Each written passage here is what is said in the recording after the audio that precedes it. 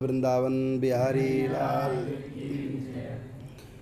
श्रीमद् भगवत गीता जी अध्याय 4 श्लोक नंबर 9। भगवान श्री कृष्ण अर्जुन के पूछने पर उत्तर दे रहे हैं। अर्जुन का प्रश्न है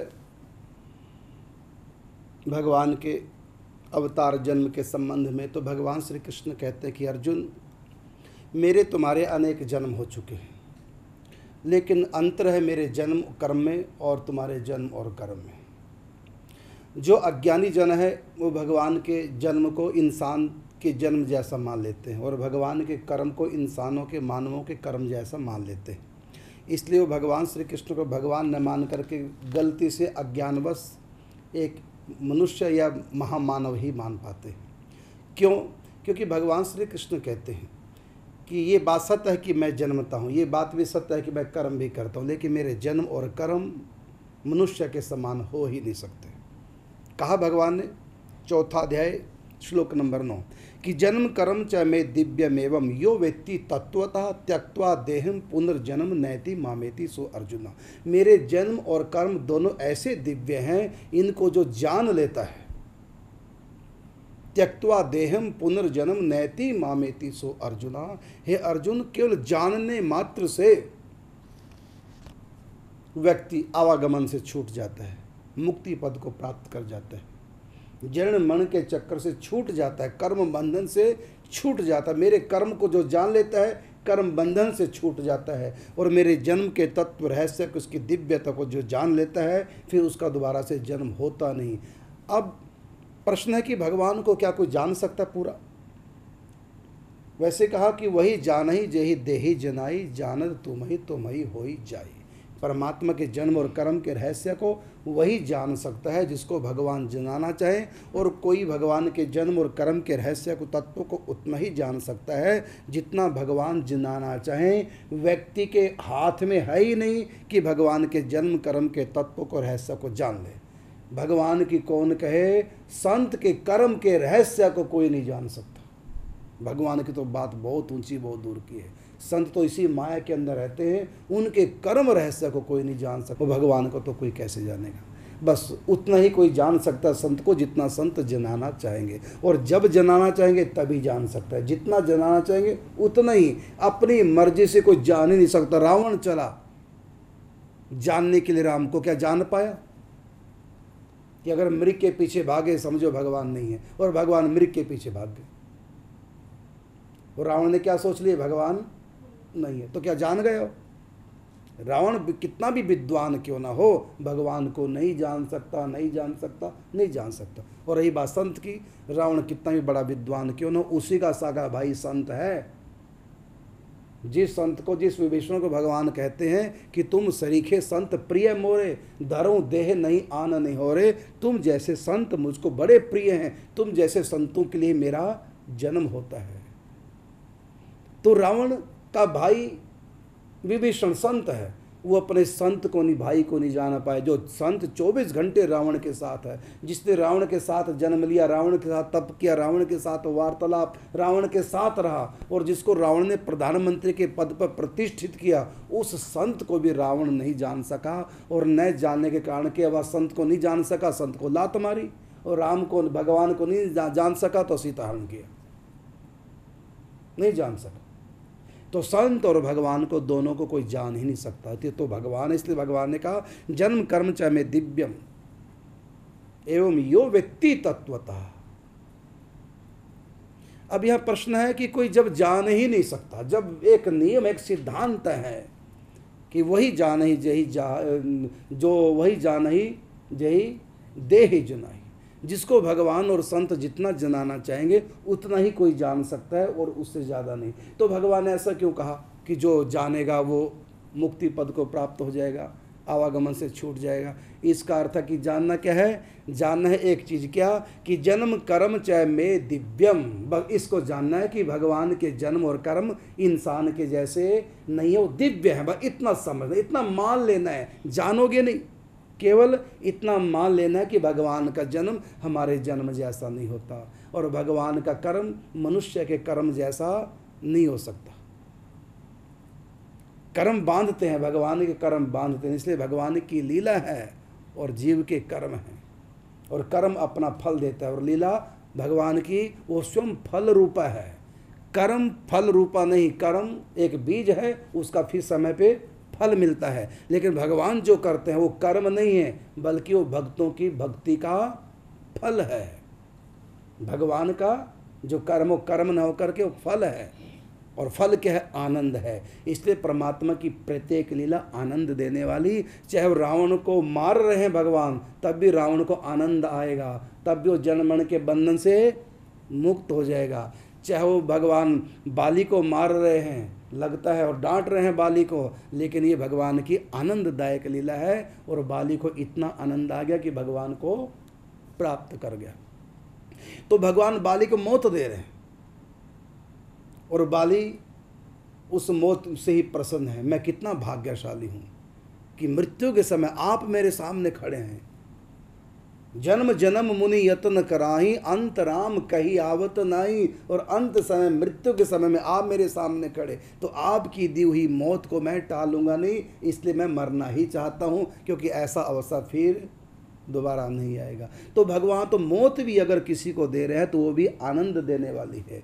भगवान किसी पर बाण चला रहे हैं, या भगवान श्री कृष्ण जो चक्र चला रहे हैं, वो जो लीला है भगवान की क्रोध की, वो लीला भी आनंद देने वाली है। और भगवान जब शिशुपाल पे चक्र चलाया, गला कट गया, हुआ क्या? बिगड़ा क्या? उसका आनंद आ गया, भगवान के चरणों में समा गया, भगवान को सदा के लिए प्राप्त कर गया। तो भगवान की लीला फल रूपा है, और फल कौन सा? आनंद फल।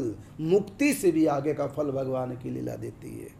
और मनुष्य का जो कर्म है वो फल रूप नहीं है, बल्कि वो फल आने वाले समय में देगा, और वो फल सुख भी दे सकता है, दुख भी दे सकता है, और सुख दुख जो भी देगा दोनों ही विनाशी होंगे। लेकिन भगवान की लीला का जो फल मिलने वाला है वो अविनाशी फल मिलेगा। इसलिए भगवान कहते हैं, मेरा जन्म कर्म च में दिव्यम एवं यो वेत्ति तत्वतः त्यक्त्वा देहम पुनर्जन्म नैति मामेति। सु अर्जुना, जानने मात्र से, बस इतना जानना है, पूरा तो जान नहीं पाओगे, बस श्रद्धा के बल पर, पुण्यों के बल पर, सत्संग संतों का आश्रय लेकर के बस इतना समझना है कि भगवान का जन्म हमारी तरह कर्म परवश नहीं हुआ, बल्कि निज इच्छा, निर्मित तनु और माया गुण गोपाल। तो भगवान का जो जन्म है वो इच्छा से होता है, और हम लोगों का, मनुष्यों का जन्म इच्छा से नहीं होता, बल्कि कर्मों के वशीभूत होकर के होता है। और भगवान श्री कृष्ण जो भी करते हैं अपनी इच्छा से करते हैं या भक्तों के प्यार में करते हैं, लेकिन मनुष्य जो भी करता है प्यार में या दूसरे की इच्छा से नहीं, संस्कारवश, स्वभाववश, कालवश और गुणवश, इन चारों के वश होकर के व्यक्ति कर्म करता है। और ये चारों माया के द्वारा पैदा होते हैं, माया से प्रेरित होकर के व्यक्ति काम करता है। हाँ, कोई भजन चिंतन में लग गया तो फिर वो माया से प्रेरित होकर नहीं लगा, वो संत से, भगवान की कृपा से प्रेरित होकर लगा, इसलिए उसका कर्म नहीं कहलाएगा, वो कहलाएगा भक्ति। और भक्ति का फल आनंद अर्थात परमात्मा। तो संत जो कराएंगे, सत्संग जो कराएगा वो भक्ति होगी, और उसका फल आनंद होगा। और उनके कर्म, उनके संस्कार, क्योंकि उनके कर्म संस्कार माया में फंसाने वाले हैं, तभी तो जन्म दिया उनके कर्मों ने। और जब कर्मों ने जन्म दिया है तो फिर माया के ही वो कर्म करेंगे, यदि संत जिंदगी में नहीं आए, यदि महापुरुष जिंदगी में नहीं आए, और यदि सत्संग प्राप्त नहीं हुआ, तो जिन कर्मों ने उनको भगवत प्राप्ति से वंचित करके माया में पैदा किया है, वो कर्म भगवत प्राप्ति नहीं करा सकते। क्योंकि भगवत प्राप्ति कराने वाले अगर कर्म होते तो जन्म ही क्यों लेता, पूर्व जन्म ही चला जाता। अगर पैदा किया है तो माया से प्रेरित होकर पैदा किया, यदि उसके जीवन में सत्संग नहीं आएगा वो माया में फंसता चला जाएगा। इसलिए मनुष्य के जो कर्म हैं, कहा ना कि फिरत सदा माया कर प्रेरा, माया के द्वारा प्रेरित होकर के 84 चक्कर में घूम रहे, छूट ही नहीं सकता। अनंत काल क्यों ना बीत जाए, ये नहीं छोड़ सकता। काल कर्म स्वभाव गुण गेरा, और फिरत सदा अंत नहीं होने वाला।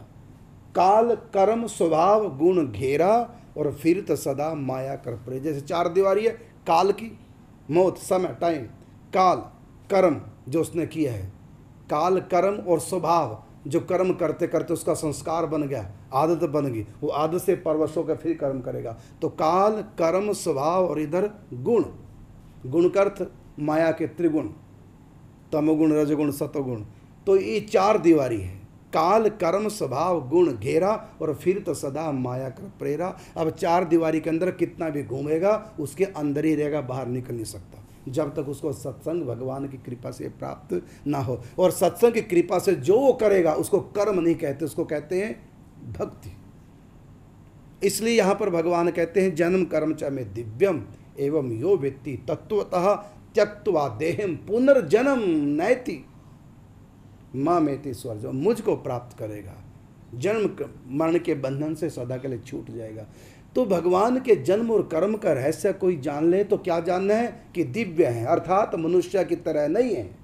भगवान के जन्म और कर्म मनुष्य की तरह नहीं, मनुष्य कर्म परवश होकर जन्म लेता है और काल, कर्म, स्वभाव, गुण के अधीन होकर के कर्म में प्रवृत्त रहता है और बिना सत्संग के वो भगवान की तरफ बढ़ नहीं सकता, माया में फंसता चला जाएगा। लेकिन परमात्मा जब आते हैं वो माया में नहीं फंसते, हो काल, कर्म, स्वभाव, गुण घेरा, इसके बीच में भगवान नहीं आते हो। परम स्वतंत्र न सर पर कोई, परमात्मा परम स्वतंत्र है और जो भी कुछ करते अपने भक्तों के लिए करते हैं, प्रेम के लिए करते हैं, जीवों का उद्धार के लिए करते हैं, उनके लिए, आने वाले जीवों के लिए भी भक्ति का, ज्ञान का, वैराग्य का, धर्म का मार्ग प्रशस्त करते हैं, मार्ग प्रदर्शित करते हैं भगवान, और दे करके मार्ग फिर अपने धाम में वापिस चले जाते हैं। तो भगवान का जन्म और भगवान के कर्म मनुष्य के तरह नहीं होते। जो व्यक्ति अज्ञानवश मानता है कि कृष्ण हमारी तरह जन्म लिया या कृष्ण के जो कर्म है इंसान की तरह हैं, इसलिए कृष्ण भगवान होकर के एक मानव है या महापुरुष हैं,